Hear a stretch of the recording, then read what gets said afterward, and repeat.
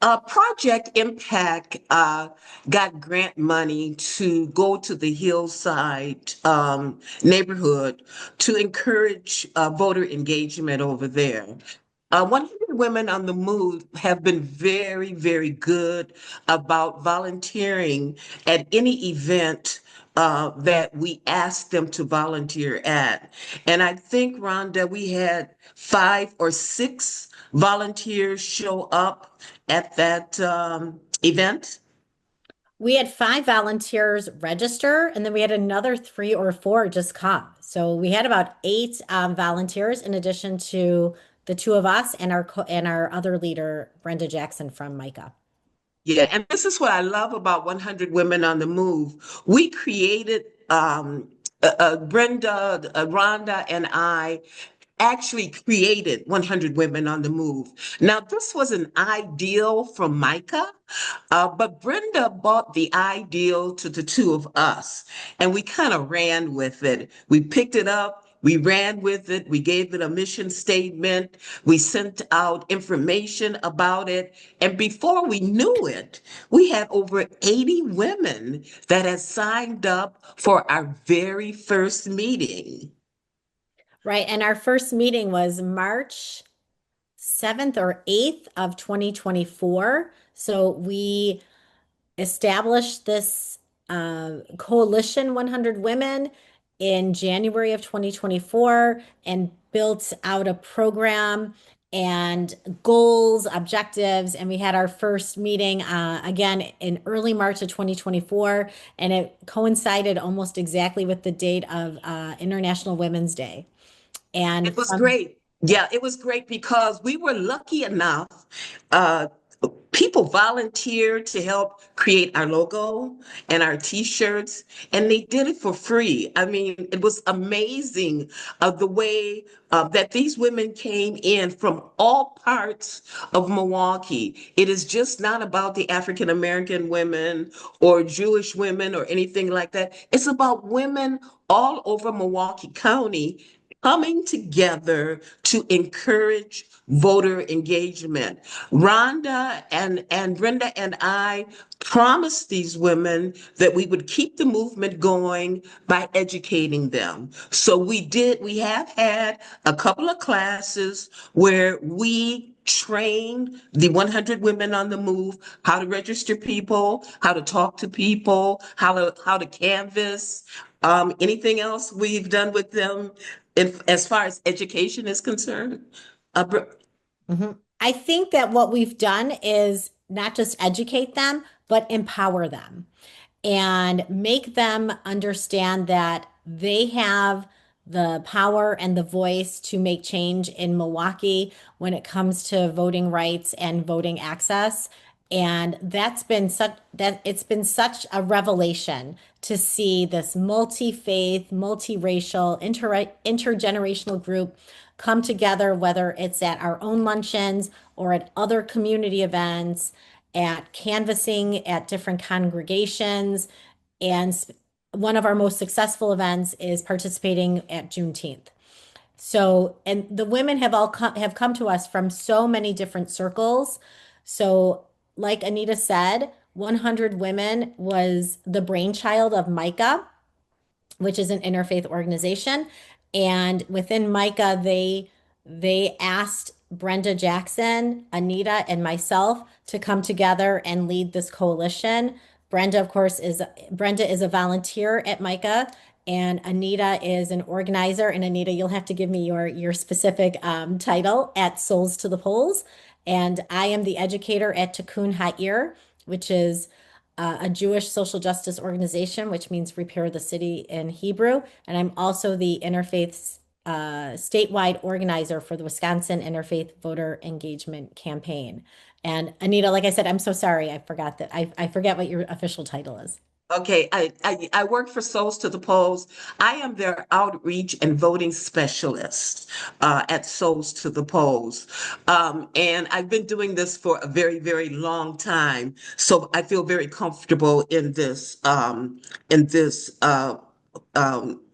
position that I have. But one of the biggest things, and I'm sorry we keep talking about 100 women, but when I start talking about them, I get so excited. We were so happy with our volunteers from 100 Women on the Move. We gave them a luncheon, an appreciation luncheon, and it was just beautiful the way that we were all able to get together and to give small gifts to our women who volunteered their time. Now, with Souls to the Polls, I get a lot of people who want to volunteer to do rides. They want to volunteer to register the people to vote. They want to volunteer to canvass. We have encompassed all of this into 100 Women on the Move.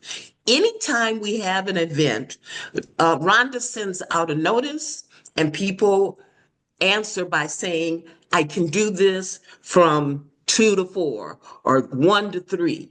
And that includes registering people to vote, sitting at the tables when we have information to hand out, canvassing, anything, teaching children.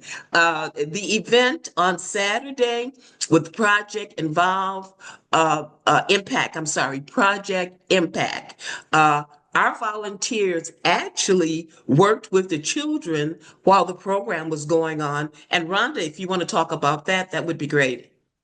Sure. So my background is a middle school language arts teacher. So I typically am called upon to plan an agenda and sort of like a lesson plan for students. So Reverend Lanier, his congregation has two other women who are very involved in this plan. They are twin sisters named Sharon and Karen Robinson, and together we made a plan to keep the kids not just busy, but keep them educated and motivated to learn more about what they can do in the fields of voter engagement. So the two organizations purchased books, children's books about democracy and voting rights. And it was really cool because one of my friends from back home in Chicago, she has authored a book called Baby Loves Democracy. So I was able to purchase that book. We had lots of coloring pages that promote not just voter engagement, but leadership and being, promoting positive change. We also made posters where the kids wrote "Vote for me" and they vote why they wanted the adults in their lives to vote. They made stickers and magnets so that they could bring home the work and share what they learned and the experience. And then we had a mock election. And in the mock election, it was really cute because one of our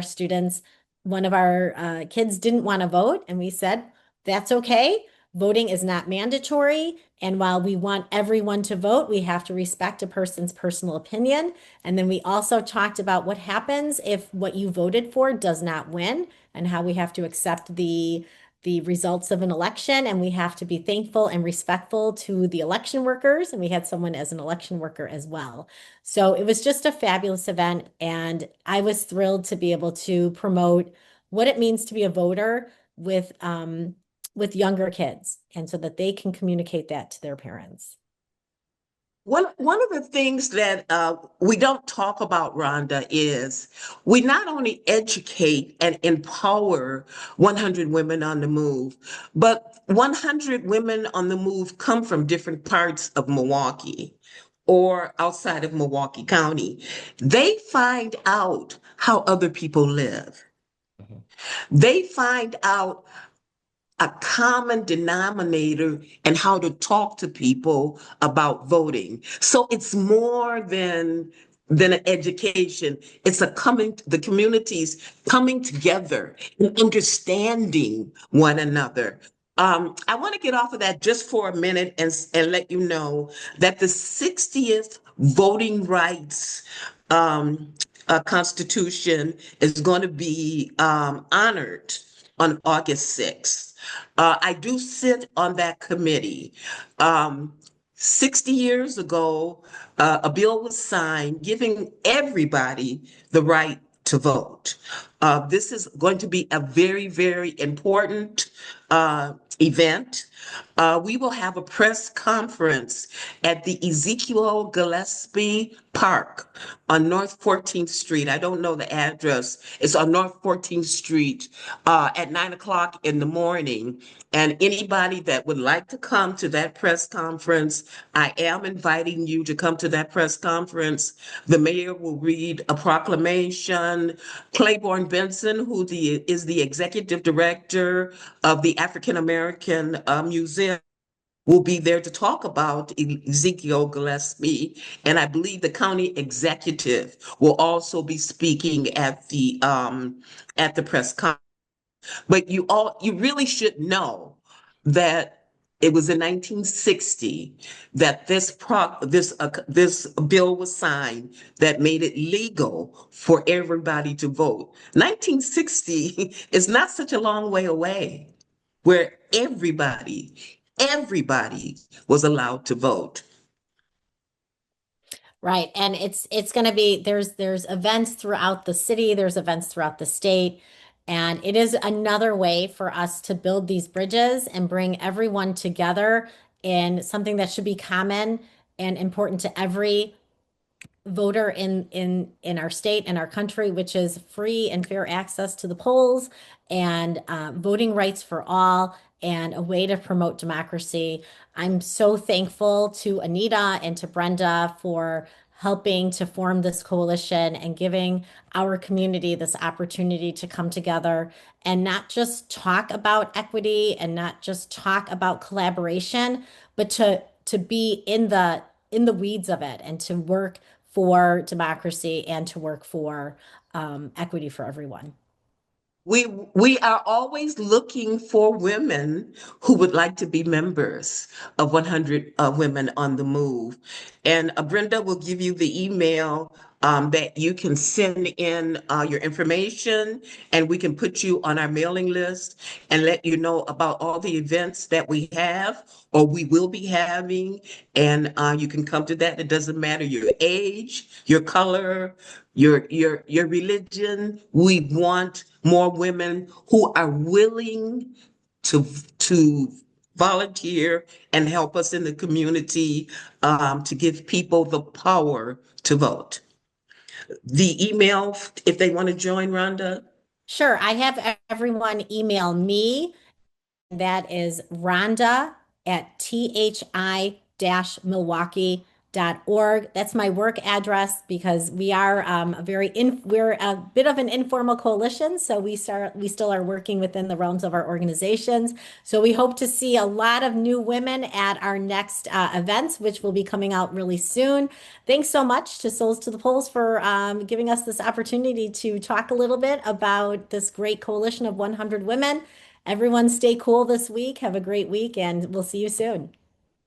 Thank you. And don't forget that Brenda is also one of the co-founders through Micah for 100 Women on the Move. Thank you very much. Bye-bye. Hi, everyone.